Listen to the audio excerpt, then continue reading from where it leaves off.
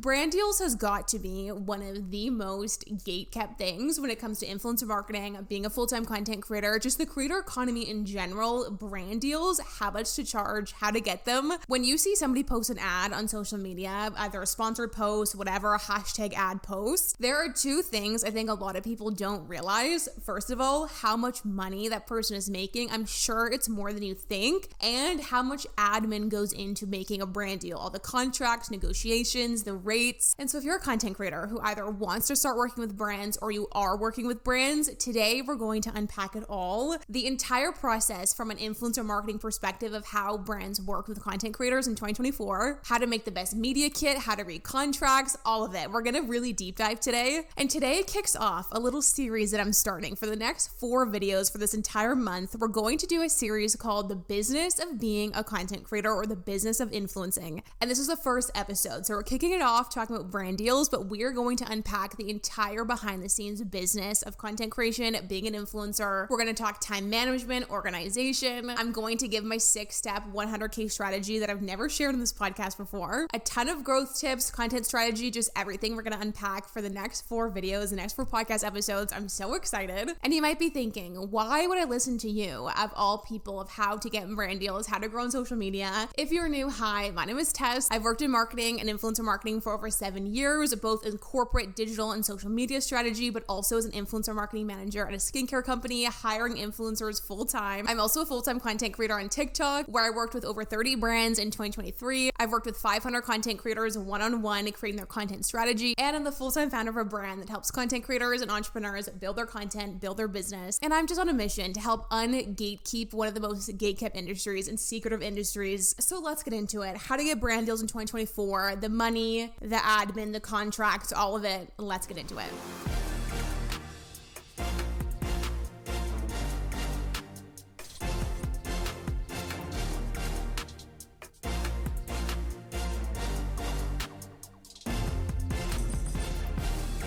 The first thing we're going to do is unpack the overall process of brand deals from beginning to end, how the whole thing works. So to kick us off, I have a couple of stats that I think you will find really interesting that apply to the state of influencer marketing in 2024. So first of all, this is a new stat that I just found. Influencer marketing is expected to be worth $24 billion by the end of 2024. This has gone up so much every single year. People keep saying it's the end, influencer marketing's dying. Every year, more brands are learning how amazing it is to work with influencers and how the return on that investment is just such a good way to spend your marketing budget. Not only that, 85% of brands have a dedicated budget to work with influencers, which has gone up so much from 2023. And 70% of brands prefer to work with content creators with under 100,000 followers. So micro influencers and nano influencers. So for all the influencers and content creators out there, there is good news in the influencer marketing industry. It is growing, it is bigger than ever, and brand deals is such a good way to make an income as a creator. So when you're a new content creator, you're just kind of getting your foot in the door and you see so many people talking about brand deals and how they're making all their money, a full-time salary from working with brands, and you're thinking, okay, but how do I actually do that?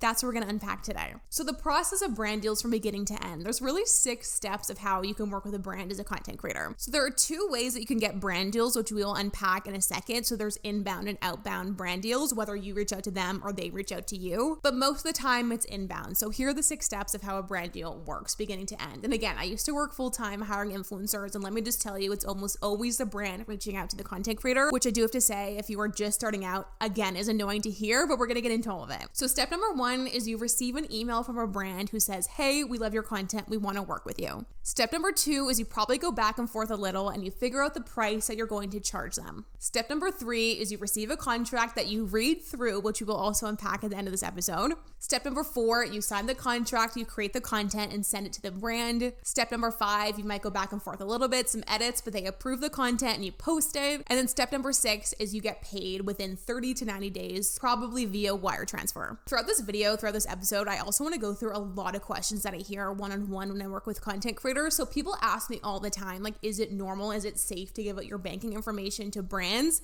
Yes, it is. If it's like a direct deposit situation, I would say almost always brands pay content creators and influencers through a wire transfer. transfer. So yes, it's okay to give your direct deposit void check information. Brands also might pay through something like PayPal. I've had it a couple of times when brands use e-transfer, but most of the time it's a direct deposit wire transfer. So influencer marketing and brands working with creators has been around for like 10 to 15 years. And the way that brands work with creators has changed so much, especially over the last 5 years or so. Every single year it changes, but specifically recently it has really shifted. For example, if you saw the Tarte trip going around recently on TikTok, which I'm sure you did, the goal of that marketing campaign and using those influencers is that they wanted brand awareness. They weren't really looking to sell product. They wanted to get the name out there, which is a different type of marketing campaign that you use influencers for. So because of this, there are 3 types of brand deals that I've narrowed down. Each of them have a different end goal. So the first one is the organic, OG, most basic brand deal, which is when a brand pays you to put a product in your video or talk with them in a video, and that's it. That's all you get paid for. The second type of brand deal, on the other hand, is called a boosted ad. This is also called whitelisting, which we will talk about in a second. But what the brand does is they take your content and they put ad spend behind it. So they'll put like a $10,000 sometimes behind your video and it gets pushed up. You know, when you're on TikTok or Instagram, you see sponsored come up. That's what they do. So these videos get a bunch of views because the brand is putting ad spend behind your videos to boost it up. One thing I will say about this is really oftentimes brands act like this is your benefit. They'll say this is so great. You can get boosted. You'll get more views. You as a content creator will get more exposure. But boosted ad brand deals, whitelisting brand deals, when they're going to put ad spend behind it, this is actually them benefiting more than you. So make sure to charge for that. And the third type of brand deal is a usage brand deal where they pay to buy the usage rights to your content so they can put it on their own feed. They can put it on their website. They can use it. So there's organic, paid, and usage types of brand deals. All 3 of these are different charges that you should charge for in your media kit, which we will talk about. The good news is that because there are so many different ways that brands want to use you as a content creator, they might want to buy your content or boost your content as an ad. The study that I pulled those first few stats from said that almost every single brand wants to buy your content or uses influencers mainly to get content for their own usage or as an ad. So if you're a little bit worried about your engagement rate or maybe you don't get a lot of views, that's okay. You can still work with brands because they might want to buy that content from you or boost your content as an ad. Okay, so that's how brand deals work. That's what they are. That's the full process, really, really high level. Let's get a little bit more deep now into each step, starting with how do you get brand deals? How do you get to that first step of a brand either reaching out to you or you reach out to them and you connect with a potential campaign?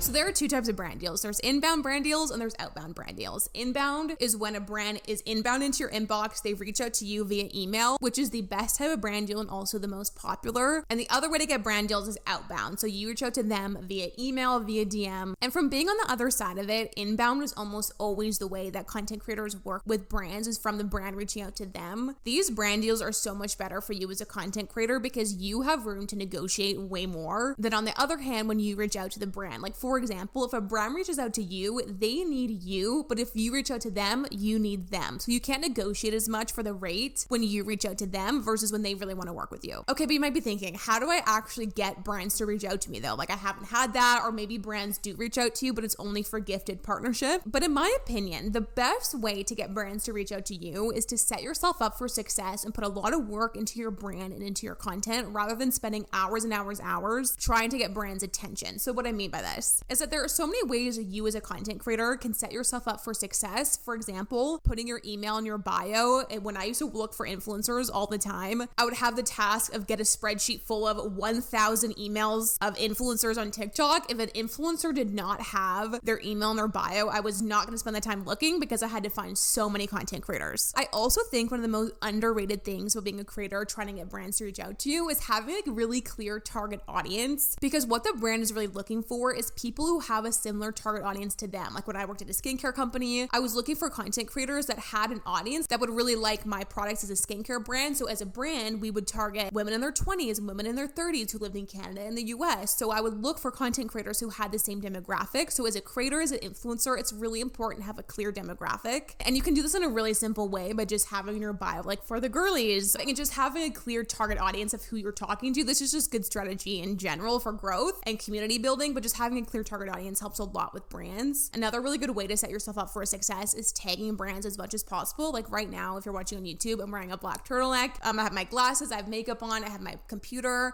Like I could tag the microphone, like I could tag everything on me to try to get the brand's attention. So that's another really good way to set yourself up for success. One thing I will say is brands do, for the most part, love lifestyle content. That's probably why you see people like lifestyle vloggers and makeup content creators, skincare creators. They get a lot of brand deal because the brand can so clearly see what their product would look like in that creator's video. So it's a really good thing to throw into your content if that's at all something you're interested in. But if it's not, that's totally fine. There are so many ways that you can work with brands, like tech companies and services that you would just throw like a green screen behind you or talk about it, that you can't actually show a product, because not every brand deal is product based. For example, think about BetterHelp. Like there's no physical product to show. So even if you don't show product all the time, it's okay. But if you do want to work with brands like skincare and makeup and clothes, it's good to throw some of that content throughout. The only other really way to get brand deals to reach out to you, rather than just growing on social media, setting yourself up for success, is through an agency or a management company giving you brand deals. Those are kind of the two ways to get them. One thing I have to say is getting brand deals takes so much time. I think it is so normalized nowadays to just like start getting brand deals when you hit 5,000 followers, or it just seems like everyone makes like a full-time income or part-time income from brand deals. It is not that simple. It takes so much time, as you probably know, to figure out what you want to post on social media, who you want to be online, who you want to talk to, what's your style, what's your vibe, like what are you going to do on social. It takes so long. And also remember, brand deals are not the only way to make an income. There's so many other ways you can make money on social media, which I do have a video on that. And I feel like if you're a part of the busy blooming world, I feel like you are probably someone who is quite busy. You have a pretty busy life outside of content creation. So always try to think of the highest ROI of your time, the highest return on investment of what you can do. And it is a better ROI of your time to spend time and hours making content, strategizing content ideas, things like that, rather than spending all of those hours reaching out to brands, because again, most of the brand deals are inbound. There are so many ways you can make money on social media. So don't get overwhelmed by this if you're thinking, okay, but brands don't reach out to me. It takes time. You got this. But that being said, if you do want to reach out to brands, you do feel like you have the time to reach out to them, there are three main ways that you can reach out to brands and ask them if they want to work with you. The first one is just the most basic, via email, via DM, reaching out to the brand saying, hey, I'm a content creator. Here's my link to my accounts. I'd love to work with you. I have a really great template that I linked in a TikTok video that I will link below. My biggest piece of advice if you're going to email or DM brands is to make it all about them, make it really short, really concise, and let the brand know why they would benefit from working with you and who your audience is, why your audience would like them. Try to come up with one or two content ideas and link an example video that you have. So for example, say you're moving and you want to do a brand deal with like a couch company or something. You can reach out to them, link your socials, and include a video idea of, in my moving vlog, I can do a video featuring your couch. My audience would like it because they are also in post-grad age, and also a lot of them will be moving, and this would be a really great budget-friendly couch for them because my audience is on a budget. And then link a couple vlog examples of their style of content that they'd be buying from you. So that's the most traditional ways, like email and DM. You can also reach out to brands via their website. A lot of brands like Skims, Princess Polly, they have a fill out form on their site where you can fill out your handle, links to your account, all of that. One thing I will say about websites, when you fill out the form on their website to work with them, almost 100% of the time it is a gifted partnership, because they're probably not looking for paid creators through that form. They're probably more looking for PR and gifted opportunities. So keep that in mind. But it can be a really good way to get your foot in the door and turn those gifted collabs into paid brand deals, which we'll talk about. The last way you can reach out to brands and connect with brands via outreach is through influencer platforms. Also, something like TikTok has a marketplace where some creators can reach out to brands. But there are tons of influencer platforms like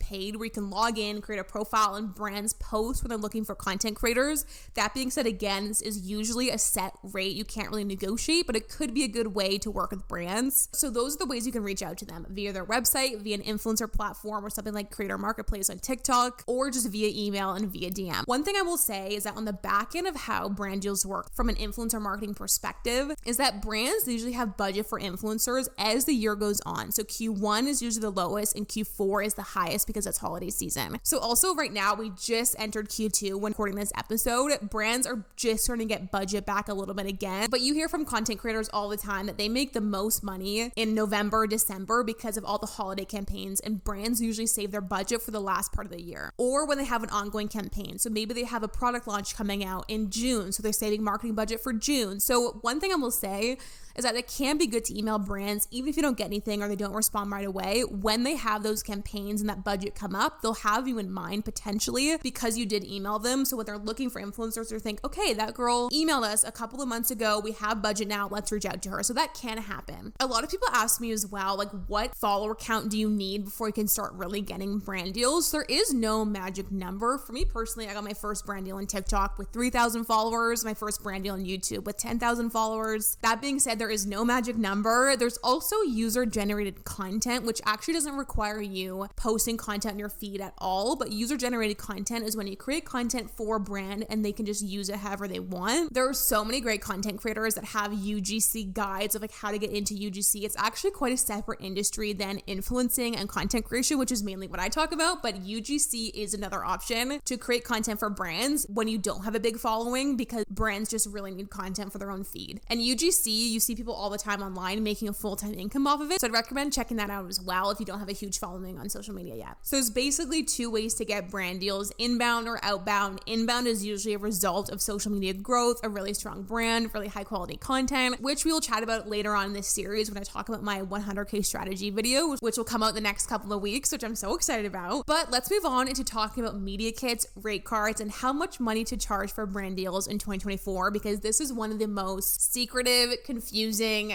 overwhelming things. So let's get into it.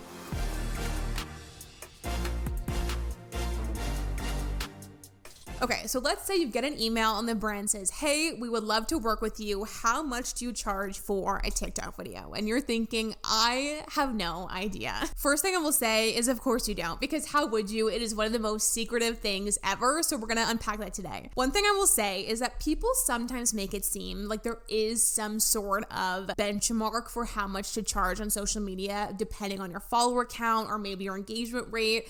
There is not. There was also this rule floating around for quite a long time of like 4% of your following should be how much money you charge. Nothing like that exists. I also recently, when I was doing research for this episode, saw somebody that said like take your following, divide it by 10, add 10%, and like divide it by 100 or something. Like there is no formula like that of how much to charge for brand deals. You would be so surprised at even at influencer events and just meeting other content creators, how everybody is saying like how much do you charge? How much should I charge? Even people with millions of followers. So there are basically two types of ways that you get your rate for brand deals. Way number one is through a manager or through an agency saying this is how much you should charge. And the second way is through trial and error. Those are really the only two ways to get your assigned rate. This whole breakdown of how to charge for brand deals took me so many years of trial and error. So I'm going to unpack it all with you today so you don't have to go through what I went through of charging way too little for content. So there are two types of rates. There's a base rate and then your add-ons. So your base rate is how much you charge for the piece of content. For a TikTok video, an Instagram post, an Instagram story, a YouTube video, you have a rate for how much you charge for that content.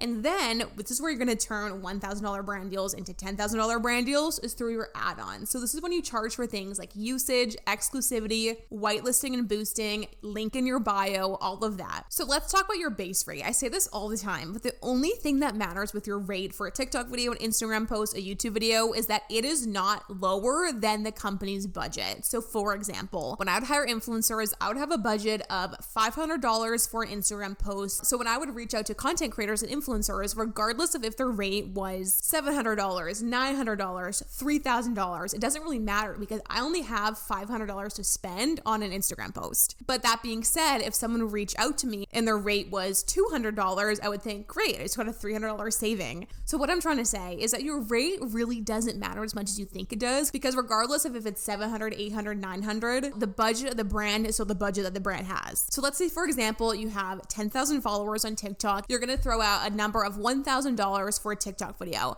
The brand responds to you and they say, perfect, great, that's great, let's do it. Then you know you could have asked for a little bit more because they did not negotiate. So then the next time a brand reaches out to you, you say, okay, I'm going to charge $1,500 this time because I only did $1,000 last time and no one negotiated. So what you really do here is you're just going up into trial and error of throwing out numbers and seeing when you're getting pushback and when you're not. All this being said, every single brand has a completely different budget. I often find as well, the bigger brands have smaller budgets because people love to work with them. They do a lot of gifted and free campaigns. I find that the best brands to work with, the high highest budget are usually the mid-sized brands. So all this to be said, pick a number that probably feels a little bit uncomfortable, a little bit higher than you think. Throw it out there, and if they don't negotiate, you can up it a little bit more next time. If they do, the worst case they're going to do is say, no, we can't do that. Here's our budget. And then you have to make a decision. But don't be afraid to ask for too much money because, again, worst case, they're going to say, no, this is all we can do. One thing I will say as well, I hear this all the time when I meet with content creators, is that they feel like they're like scamming the companies or something because they're charging so much money for a brand deal. It feels fake. It feels wrong. Let me just say, from being on the other side of it, it's brands get so much value out of working with content creators. Content creators and influencers should charge a lot of money for brand deals because you have created a target audience, which is so valuable for a brand. Think about if a brand were to just put a billboard up that anybody can see that billboard, any demographic, any age, anybody. But say a brand works with a content creator who has a full audience of 100,000 people who are women aged 20 to 25 who are interested in skincare, and they're a skincare brand. That is so much more valuable because you're talking right to their target audience. So brands get so much value out of working with content creators. So don't be afraid to price. Your rate as a creator is a little bit uncomfortable. And remember, if they don't negotiate, your rate is not high enough. That is my personal formula of how to figure out your rate as a content creator on social media, is just pick a number and do some trial and error with it for your base rate. Now let's talk about add-ons. So add-ons is what you could put in your media kit underneath your rates. And so there are 4 main things that you add on. This is exclusivity, usage, whitelisting, /boosting, and link in bio. Yes, you should charge for putting a link in your bio. $75 for 24 hours is really standard. You might be thinking, what are all these random words you're saying? So let's break each one down and the price of each one. So exclusivity is when you're working with a skincare brand and they say, hey, for 60 days, you cannot work with any more skincare brands. And so because of that, you're potentially losing out on more income from working with other brands. You should be charging for that period of time. The way I like to break it down is per 30 days. So you charge between 30 to 50% per 30 days of your base rate. So if your base rate is $1,000 for a TikTok, you have a 60-day exclusivity on TikTok. You say, okay, I'm going to charge $500 per 30 days to have an exclusivity in our contract. Next up is usage rights. This is probably the most expensive one, really depending on how you price it. But what I've seen, usage is really where you make most of the money with a brand deal. Is when a brand says that they want usage rights to your content. One thing I will say is really flag here the word in perpetuity. So a brand might say, okay, we want usage rights in perpetuity, which means they can use their content forever. In my opinion, I would not sign that deal because, first of all, you might blow up on social media and get 10 million followers, and then this brand has your face that they can use on their marketing, on billboards, on their website, on their Instagram, on their TikTok, and ads as much as they want. Another thing is that the brand might have a scandal that you do not want to be associated with. In 5 years, they can still use that content you made everywhere that you want, and you're associated with them. Another reason I wouldn't sign a deal that says usage rights in perpetuity is because you're just losing out of a lot of potential income. You could give them 12 months of usage rights and then renew it for another 12 months if they want to use it again. Usage rights really has a couple different ways that you can charge for it. A lot of people do just the base rate. So if you charge $1,000 for a TikTok, they want to use it for 30 days, you charge them $1,000. So it's really between 50 and 100% per 30 days I've seen for usage rights.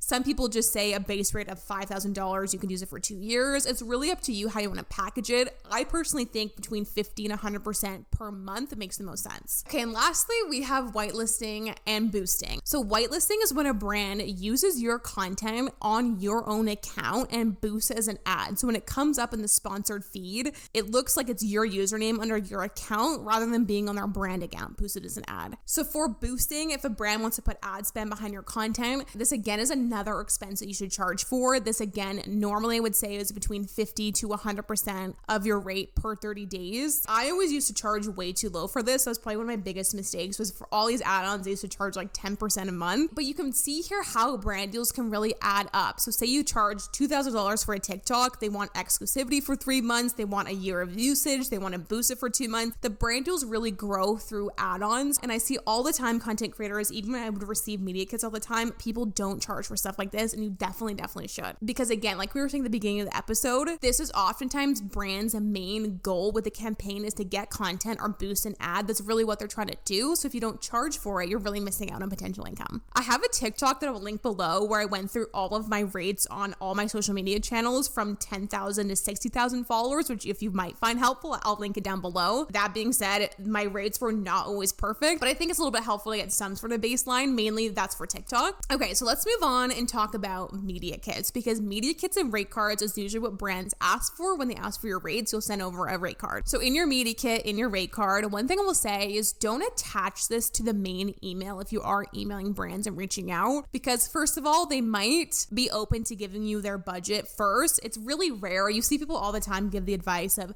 never give your rates out to brands because you should always ask for the budget first.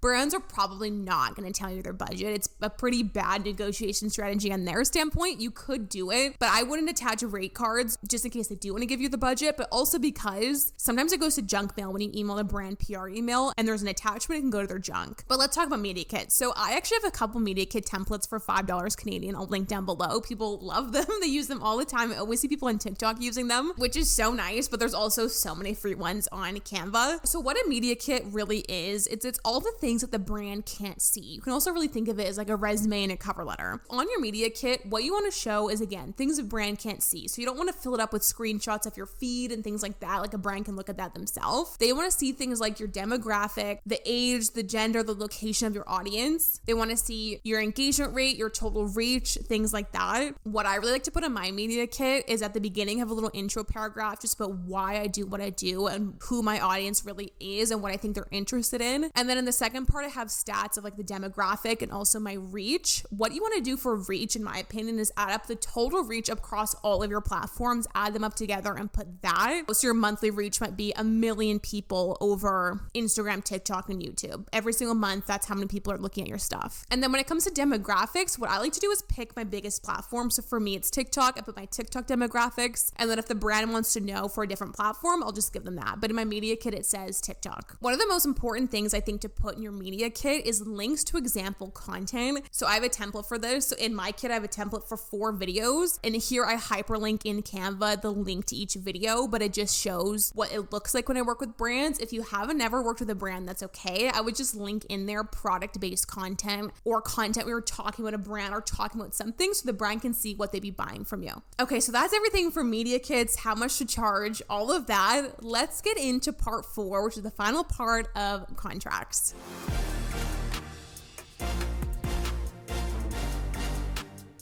So brand deal contracts are extremely overwhelming. Again, it can be something that is just a lot depending on the brand you're working with. Some people have 20-page contracts. Other brands use like a 1-pager. It's totally up to the brand. So I thought I would give you a little list of things to look out for if you are reading them yourself. You could get a lawyer to look over it quickly if you'd like to, especially the first couple of times. But after a while, you will get the hang of reading contracts. You'll know what to look out for. So I thought I'd give you my little list of like what to look out for in brand contracts. I always Command F and search my contracts for the word exclusivity, usage, ownership, and perpetuity. Search for your contract for those words because sometimes, I've seen this so many times, the brand will say they do not want usage rights. They're not paying for it. They don't want usage rights at all. But then in the contract, it says they own all of your content. Definitely read through the ownership part of the contract and also look for in perpetuity. Also really look out for potential exclusivities that could be in there that they, again, aren't charging you for. Another really good thing to look out for in contracts is a sponsored content blackout window.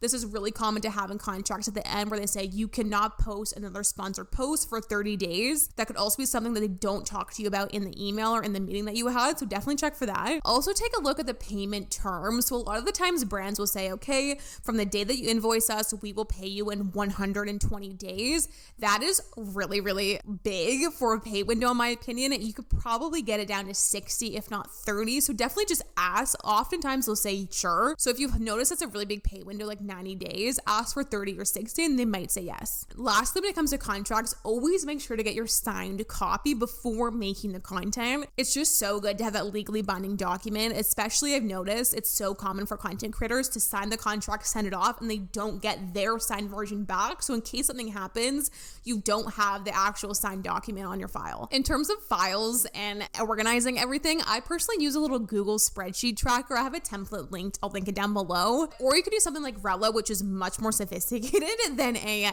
brand deal tracker. I actually have a code for a free month of Rella. You can use the code BusyBlooming. I'm such a fan of Rella and Natalie. It's amazing. Rella is like the best tool to use for the business of content creation and being an influencer. So go check it out. You can use my code. But having a tracker of all the deliverables, links to your contracts, your rates, and everything is just the best feeling ever to stay super organized. One other thing I'd look for in your contract is how many iterations of content that you need, because sometimes brands will say we can have up to 10 edits of your TikTok, which is a ton. So I would cap it at around 3. So make sure that's in your contract that you have up to 3 iterations of your content. If they want to change anything, they can do that 3 times, because refilming something more than 3 times is a lot of your time and effort for a brand deal. I think that is everything I wanted to say in terms of brand deals and media kits and rates and negotiations and everything. The business of being an influencer and the business of content is something that, again, as we always say on Busy Blooming, it is that deep. And I want to really get deep into it all in this little 4-part series that I really hope you're excited for. I'm so excited to dive into everything. I can't wait to show you my content strategy, talk about taxes and bookkeeping and everything. We're going to get into it all over the next 4 weeks. So I hope you're excited, and I hope this video was helpful. As always, if you have any questions, comment them down below. I'll do my best to answer all of them. I also have a ton of content of this on my TikTok account, so go check it out. But I hope this was helpful. I hope you're feeling a little bit more equipped to get brand deals and charge what you need to charge in 2024 on social media. And I'll see you in the next episode. And thanks so much for watching the Busy Blooming podcast. Bye.